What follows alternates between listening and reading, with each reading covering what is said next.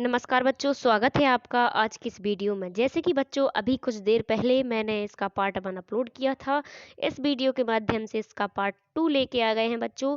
तो अगर आपने सब्सक्राइब नहीं किया है तो सबसे पहले चैनल को सब्सक्राइब कर लें, वीडियो को लाइक करें, कमेंट करें और बिना स्किप किए, बिना कट किए वीडियो को अंत तक ज़रूर देखें।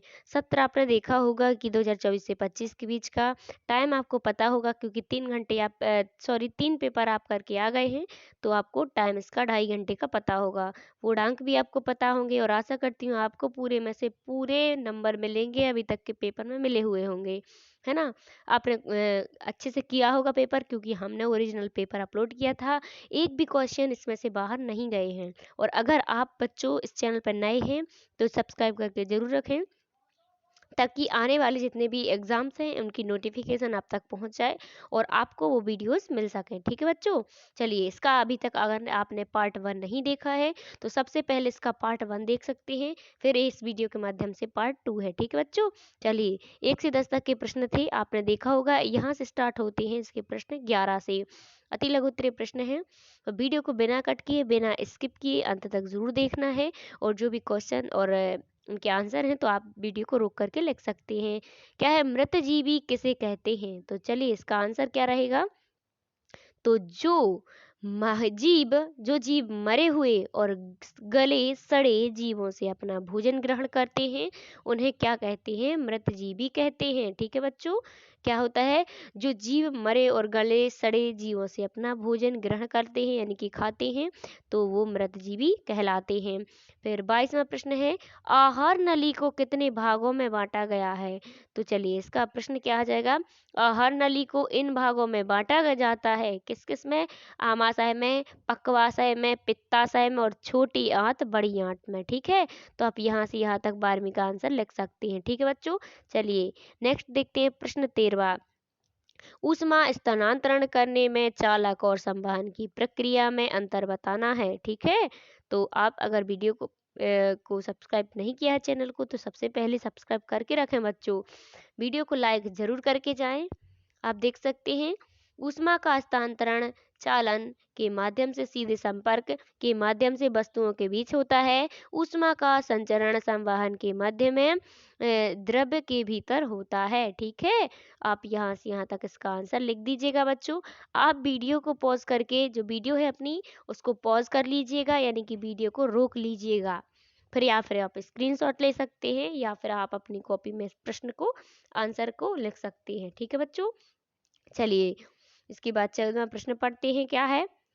तो जंग का अ, आणविक सूत्र और रासायनिक नाम क्या है? तो आप इस प्रकार जंग का सूत्र लिख सकते हैं। ठीक है? जंग का सूत्र इस प्रकार आप दिया गया है, तो आप लिख लीजिएगा। फिर नेक्स्ट 15वां प्रश्न, कोशिकीय श्वसन किसे कहते हैं? तो बच्चों इस प्रकार देख सकते हैं, जो कोशिकीय श्वसन है, आप देख सकते हैं, यह प्रक्रिया जिसके द्वारा जीव संयोजित होते हैं, खाद्य पदार्थ के अणुओं के साथ ऑक्सीजन का उपयोग करके इन पदार्थों में मौजूद रासायनिक ऊर्जा के जीवन निर्वाह गतिविधियों में बदल दिया जाता है और अवशिष्ट उत्पादनों या कार्बन डाइऑक्साइड और पानी को त्याग दिया जाता है। ठीक है? तो आप अपना आंसर यहाँ से यहाँ तक कर दीजिएगा। तो इस प्रकार आप 15वां आंसर हो जाएगा। ठीक है? चलिए, और अगर आपको क्लियर नहीं दिख रहा है अच्छे से, तो आप वीडियो की क्वालिटी बढ़ा लीजिएगा बच्चों। ठीक है? चलिए, 16वां प्रश्न है, निषेचन के पश्चात फूल में होने वाले 2 परिवर्तन लिखना है।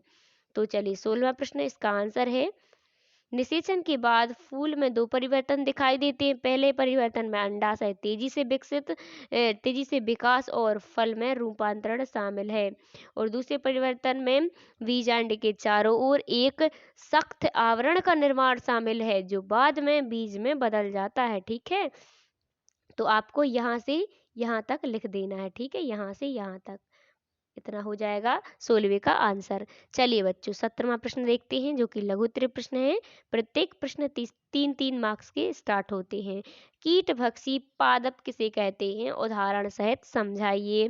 तो चलिए, इसका 17वां प्रश्न है, कीटभक्षी पौधे वे होते हैं जो कीटों या अन्य आर्थ्रोपोड्स को खाकर या फंसाकर अपने पोषक तत्व प्रदान करते हैं। तो आप यहाँ पे इस प्रकार देख सकते हैं, यहाँ पे ठीक है, यहाँ से यहाँ तक इसके पॉइंट, जैसे कि पहला पॉइंट, इनमें पतली नली में भी विभंग नहीं होते, इसमें परिसर 10 सेल्सियस से 110 सेल्सियस तक होता है। आप इस प्रकार यहाँ से यहाँ तक बच्चों डॉक्टरी थर्मामीटर और प्रयोगशाला तापमापी, आप इस प्रकार इसको समझा सकते हैं। ठीक है, और थर्मामीटर को भी बना सकते हैं। ठीक है बच्चों, तो चलिए इसी प्रकार 17वां हो चुका है। नेक्स्ट देखते हैं 18वां प्रश्न। प्रयोगशाला तापमापी डॉक्टर थर्मामीटर में अंतर लिखना था, तो आप इस प्रकार देख सकते हैं। 18वीं का आंसर मैंने आपको बताया था, देख लीजिएगा, ये हो गया 18वीं का आंसर। ठीक है, ये 18वीं का आंसर था, यहाँ पे 17वीं का आंसर था। 17वीं में आपको इतना ही लिखना है यहाँ से यहाँ तक। नेक्स्ट 18वीं का आंसर आप देख सकते हैं। पहले इस तापमापी का चित्र बनाना है, फिर यहाँ पे इस पॉइंट को लिख देना है। ठीक है, आप वीडियो को रोक लीजिएगा, वीडियो को पॉज कर लीजिएगा। नेक्स्ट देखते हैं प्रश्न नंबर इसका 19। क्या है, आपको 3 द्रव्य दिए हैं, जिनमें से एक संतरे का रस है, दूसरा चूने का पानी में एवं तीसरा शक्कर का पानी विलयन है। आप हल्दी को सूचक के रूप में उपयोग करके उनकी प्रकृति का निर्धारण कैसे करेंगे। तो चलिए 19वें प्रश्न का आंसर आप इस प्रकार लिख सकते हैं। ठीक है, आप इतना लिख दीजिएगा, जैसे कि सफ़ेद कागज की शीट पर हल्दी का पेस्ट 3 स्थानों पर लगाएंगे और उसे सुखा देंगे। रुई के फाहे की सहायता से इन स्थान पर सोडियम हाइड्रोक्साइड से फूल बनवाएंगे। आप देख सकते, वीडियो ज़्यादा लंबी हो जाएगी, तो बच्चों आप यहाँ से यहाँ तक इसको कर दीजिएगा पूरा। ठीक है, तो 19वीं का आंसर हो जाएगा। चलिए 20वां प्रश्न देखते हैं। इसके बाद क्या है, आप कैसे दिखाइए कि दूध का फटना एक रासायनिक परिवर्तन है। तो चलिए इस प्रकार आप इसको लिख सकते हैं यहाँ से यहाँ तक। ठीक है, तो 20वें प्रश्न का आंसर लिख सकते हैं, जैसे कि हमने पूरी प्रक्रिया में देखा कि लैक्टिक एसिड और दूध के बीच प्रक्रिया में बंधन टूटते हैं और नए बंधन बनते हैं, इसलिए इनके साथ एक रासायनिक परिवर्तन जुड़ा हुआ है और इसलिए यह परिवर्तन एक रासायनिक परिवर्तन है, अतः दूध का फटना एक रासायनिक परिवर्तन है। चलिए 21वां प्रश्न देखते हैं इसके बाद। तो 21वें प्रश्न में आप क्या होगा यदि रक्त में पट्टिकाणु नहीं होंगे।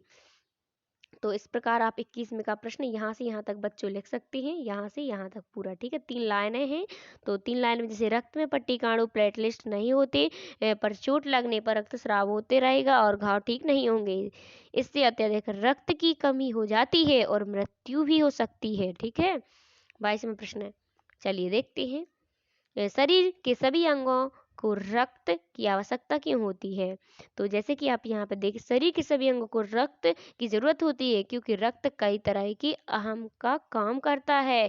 जैसे रक्त शरीर के सभी अंगों तक ऑक्सीजन और पोषक तत्व पहुंचाता है। दूसरे पॉइंट में रक्त शरीर से कार्बन डाइऑक्साइड और अपशिष्ट पदार्थों को हटाता है। रक्त शरीर के तापमान को नियंत्रण करता है।